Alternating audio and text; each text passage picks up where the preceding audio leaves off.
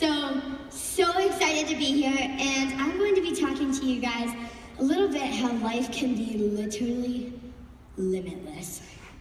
Have you guys ever been to Nebraska? No. You have? For you that haven't, here's what Nebraska looks like. It's not really any fun. This is where I'm from. This is Omaha, Nebraska. I love it in Nebraska, but it is nothing like Los Angeles. There's no movie premieres. There's no red carpets. If you're on the news in Los Angeles, if you're on the news in Omaha, sorry, you're famous, literally. So Nebraska is fun, it's awesome, but I've always wanted to live in LA. I've always wanted to be on TV. I've always dreamed since I was as little as I can remember that I wanted to be a professional dancer on TV, a pop star. But in Nebraska, there's just not those types of, that's just not a thing that's gonna happen when you live in Nebraska. Ever since I was little, my mom has owned a dance studio. I did my first solo when I was 2. Most people do their first solo when they're like 5, 6, or 7, so I already had a really far head start to the game. My whole life, I've been homeschooled, right? So I would wake up, I would do my school, I would go to dance. I would wake up, I would go to school, and I would do my dance. Like, it was just the same thing every day. But like I said, I wanted more. I wanted to be on TV. Finally, an opportunity came up where I could audition for a TV show called Abby's Ultimate Dance Competition. Abby's Ultimate Dance Competition, thank you. Abby's Ultimate Dance Competition was the first TV show that I was on, but the audition process was a little bit crazy. The audition process to get on the TV show, Abby's Ultimate Dance Competition, took over 6 months, and that included Skype calls, paperwork, more Skypes, and more Skypes. But the final audition process, me and my mom, we had to fly out to New York, we had to do a live interview, I had to do a live dance performance, and then I just remember getting the call, and I was like, dang it, I didn't get the show. But then they said, congratulations, you got the show. And I remember that day how I was like, oh my gosh, I'm this kid from Nebraska, and I'm gonna be on TV. It was so cool to think about.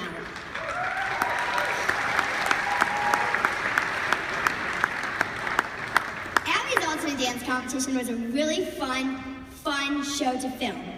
I thought that the best part was gonna be the filming of it, being out in LA. But in reality, the best part about filming the show was the stuff that came after.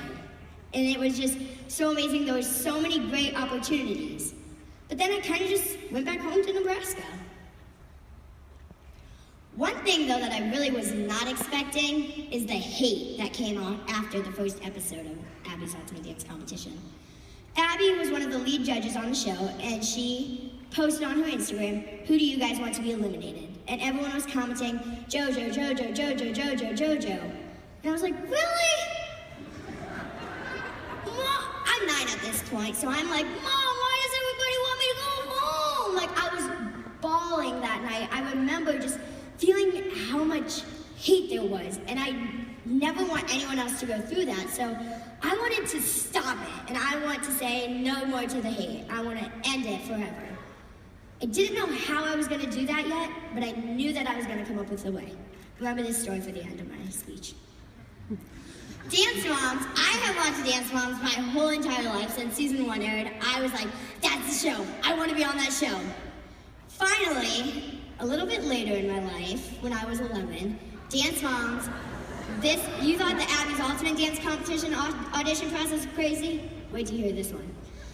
So the Dance Moms audition process took so long, right?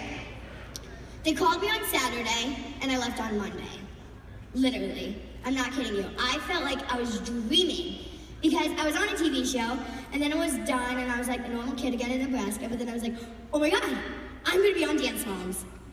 I felt so honored that day and so lucky. I literally felt like I was dreaming. Literally. Being on set of Dance Moms is like the best feeling ever because I played so many crazy characters. I played Carrie, I played a girl in a straitjacket, I played Miley Cyrus, like I played some really crazy characters. I could go on for an hour about all the characters that I've played, but that would take way too long and I don't got that time right now. It's really, honestly though, crazy for me to think about how I was this kid from Nebraska, and now I live in LA. I go to red carpets. I'm on a TV show, but not just a TV show. Fun fact, Dance Moms is Lifetime's #1 TV show, and it's played in over 114 countries.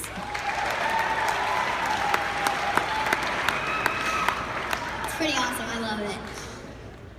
Social media is a huge role in our lives today. Social media, I can't even tell you how important it is. It is like, I'm on social media every day, and to think, when I post something on Instagram, Facebook, Twitter, YouTube, Snapchat, millions of people see it.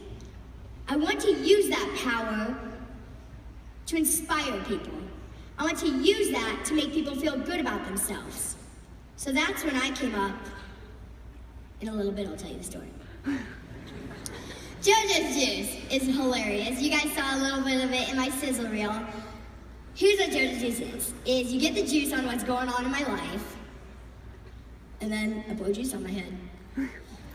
It's a really crazy idea, but how did I come up with JoJo's Juice, right? Why would I come up with that? Like, JoJo's Juice, that's weird, right? No, so what I did is I was always like, I want my own TV show. So I said, hey, why not do it on YouTube? So YouTube is kind of like my little TV. So that's where I film. Every Wednesday, I put up a new video called JoJo's Juice, and it has gotten millions of views. And it's weird to think about, millions of people watch me pour juice on my head? Really? Remember in the beginning of the story when I told you guys how much hate there was and how I wanted to stop it? Finally figured out how. Siwanators. What a Siwanator is if you're a Siwanator, you're strong, you're powerful, and you're able to build a wall. And when I say build a wall, I don't mean like, come over here, get my bricks, put some glue in it, no. I mean that you are going to, if there's a bully or a hater in your life, you are going to build an imaginary wall and say, I can't hear you, I don't want to hear you, it doesn't matter. I'm going to go hang out with my friends over here that like me. Peace out, haters.